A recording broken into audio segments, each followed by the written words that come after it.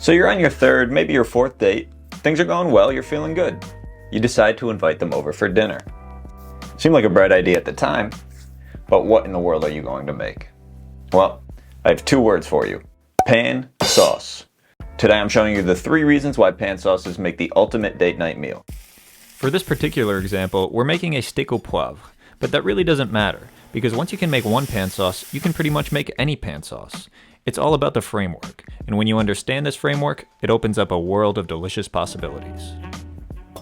Now our first and most important step is to get everything ready before we start cooking and before our date arrives.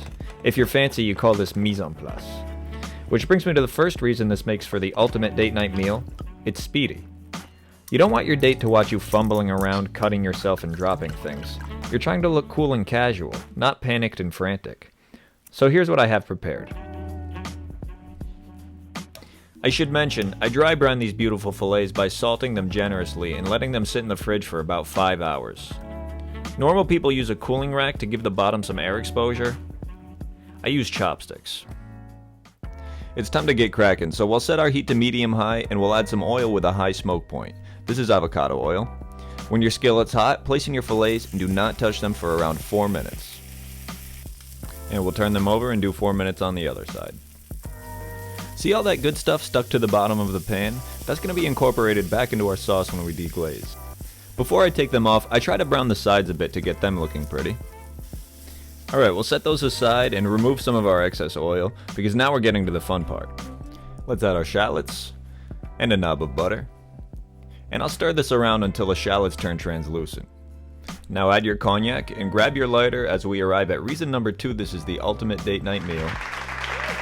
Better to wait a few seconds before lighting, because I have had this flame go up to the ceiling and nearly take my eyebrows off. Pan sauces are impressive. They're theatrical. You're creating a show. That's why old school restaurants like Brennan's in New Orleans or Capriccio's in Providence, the kind of restaurant old Dino probably used to go to, they do this kind of stuff tableside. And now for some red wine. Oh, and I was supposed to add this black pepper with the shallots, but what are you gonna do? And now it's time for this magical substance. Sometimes referred to here in the US as a demi glace, the French call this a fond brun lié, which translates to a thickened brown stock.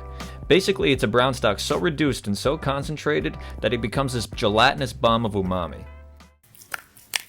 Sorry, that's getting a little X-rated. You might be asking me, Max, I don't have such a thick homemade stock, what the heck am I supposed to do? Well, first of all, relax, okay? Second of all, I've got you covered with the cheater version in the description below. So go ahead and add that in, and once it thickens nicely, put as much or as little heavy cream as you'd like. Okay, that much. We're reaching this beautiful syrupy consistency, so all there's left to do is to turn our heat off and finish it off with a couple knobs of butter. I think they teach you to do this wrist flicky motion in culinary school. Just stir it all in until it's melted. Perfect. Time to get out our hot plate.